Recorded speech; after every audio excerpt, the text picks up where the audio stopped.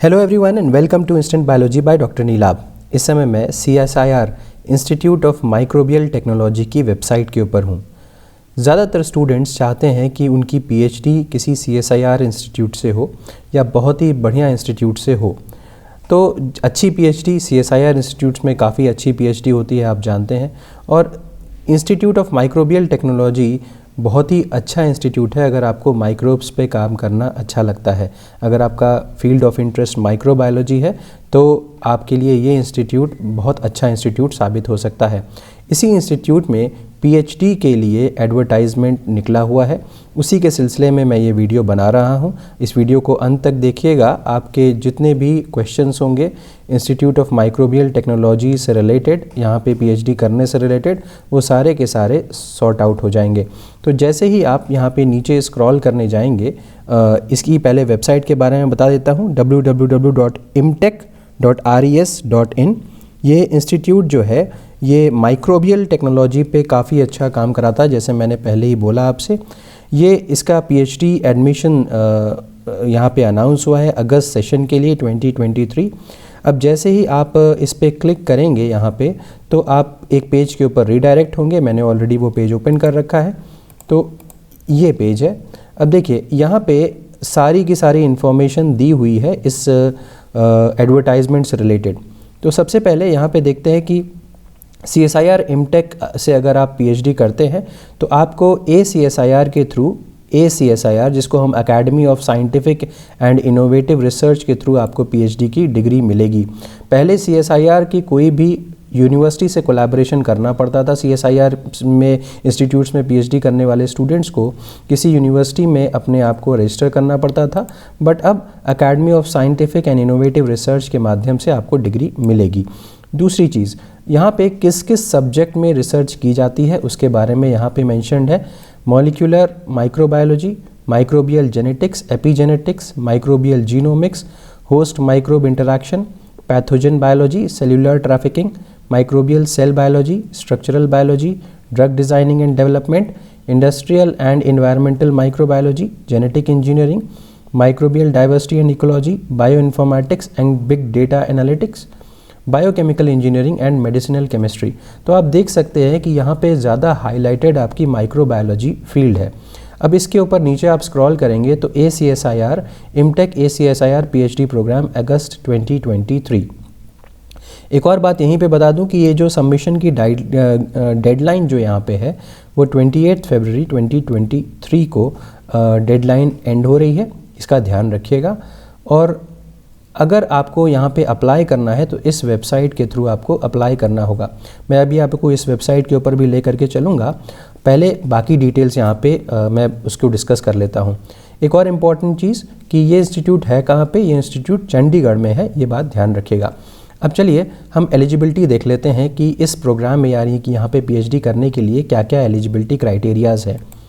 जब आप एलिजिबिलिटी पे क्लिक करेंगे तो कैंडिडेट्स विद मास्टर्स डिग्री, चाहे आपके पास MSc हो, चाहे MTech हो, चाहे M.Pharma हो, with minimum aggregate of 55% marks और equivalent in CGPA in any branch of science और टेक्नोलॉजी, ये हो सकता है। या फिर आपके पास BTech BE की डिग्री हो in information technology, computer sciences, biological sciences और other branches with special interest in biology. ठीक है, तो देखिए BTech वाले स्टूडेंट्स डायरेक्टली एलिजिबल हैं। अगर अगली बात करूँ तो B Pharm है अगर आप, या MBBS हैं तो भी आप एलिजिबल हैं अगर आपके पास 55% मार्क्स हैं या इक्विवेलेंट CGPA है। Minimum aggregate of marks in case of SC ST differentially abled candidates is 50%, यानी कि उनको 5% का यहाँ पे रिबेट मिल रहा है।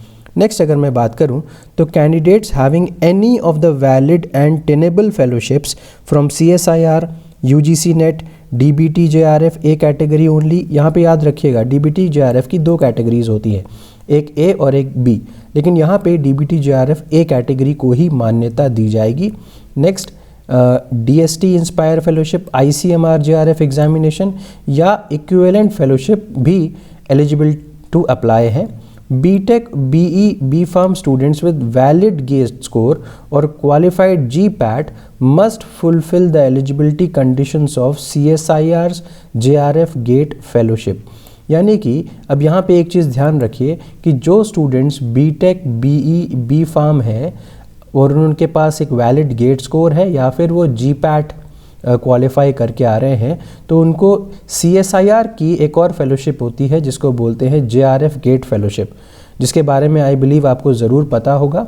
अगर नहीं पता है तो आप कमेंट सेक्शन में बता सकते हैं, मैं उसके बारे में आपसे एक और वीडियो में डिस्कस कर लूँगा। तो आपके पास JRF गेट फेलोशिप होनी चाहिए अगर आप यहाँ पे अप्लाई करना चाहते हैं।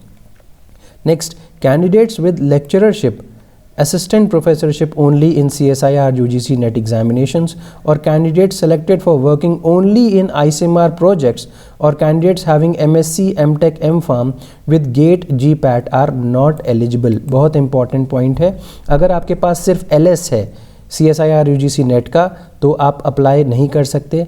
अगर आप किसी ICMR प्रोजेक्ट में काम कर रहे हैं, आपको पता होगा ICMR जो है वो JRF में भी वैकेंसी निकालता है और प्रोजेक्ट्स के लिए भी वैकेंसी निकालता है। अगर आप ICMR प्रोजेक्ट पे काम कर रहे हैं किसी, तो भी आप एलिजिबल यहाँ पे नहीं है अप्लाई करने के लिए। नेक्स्ट, अगर आप MSc या MTech या MPharm है और आपके पास गेट या GPAT है तब भी आप एलिजिबल नहीं हैं इस प्रोग्राम के लिए। Next, candidates must also state their present occupation, enrollment status in the institute or university, information about fellowship activation etc. In the ACSIR application में ये सारी की सारी चीज़ें आपको मेंशन करनी होंगी। Any concealment may result in the cancellation। ठीक है, ये बात क्लियर हो गई हुई। तो एलिजिबिलिटी मैंने यहाँ पे आपके सामने क्लियर कर दी। नेक्स्ट देखते हैं सिलेक्शन प्रोसेस। अब देखिए, अगर आप एलिजिबल हैं, आपने अप्लाई किया और आपकी एलिजिबिलिटी अगर हो गई, आपने फॉर्म सही भरा, सारी चीज़ें ठीक हो गई, तो the eligible candidates will be called for interview in either person और थ्रू ऑनलाइन मोड। ठीक है, या तो आपको CSIR MTech जाना होगा या ऑनलाइन मोड में आप अप्लाई कर सकते हैं। इंटरव्यू की जो इंटरव्यू में आपकी जो इंटरव्यू होगा उसमें आपका knowledge, critical analysis, logical reasoning वगैरह टेस्ट होगा और फिर आपको जो फ़ीस होगी वो ACSIR के फ़ीस स्ट्रक्चर के बेसिस पे आपको फ़ीस देनी पड़ेगी। ठीक, अब अगर मैं एप्लीकेशन की बात करूं तो डेडलाइन जो एप्लीकेशन की है वो February 28, 2023 है। एक और चीज़ बात करनी है यहाँ पे कि फेलोशिप आपकी वैलिड होनी चाहिए और टेनेबल होनी चाहिए बिफोर ज्वाइनिंग CSIR MTech। ठीक है, admissions of candidates having DST inspire fellowship and those eligible for CSIR JRF GATE और any other fellowship shall stand cancelled in case candidate fails to obtain fellowship from the respective funding agency.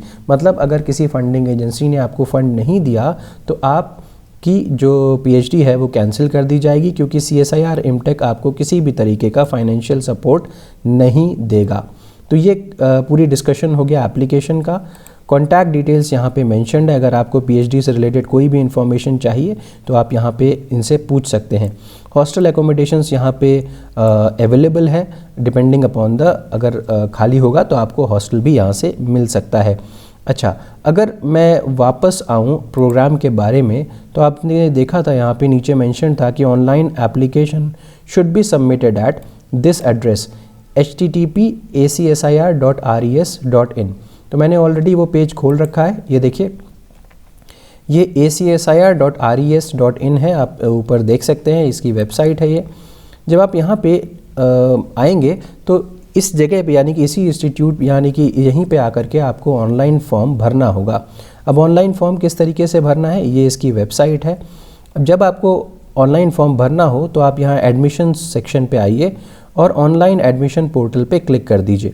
Online admission portal पे जैसे ही click करेंगे तो आपके पास एक page आ जाएगा जहाँ पे आपको सारी डिटेल्स यहाँ पे भरनी होगी। ठीक है, तो ये हो गया ACSIR में जाकर के फॉर्म भरने का तरीका। ठीक है, उम्मीद है ये वीडियो आपको पसंद आया होगा। अगर पसंद आया है तो इसे लाइक करिए, मेरे चैनल को सब्सक्राइब करिए, बेल आइकन को दबाना मत भूलिएगा और अपने फ्रेंड्स के साथ भी ज़रूर शेयर करिएगा। Thank you so much, have a good day.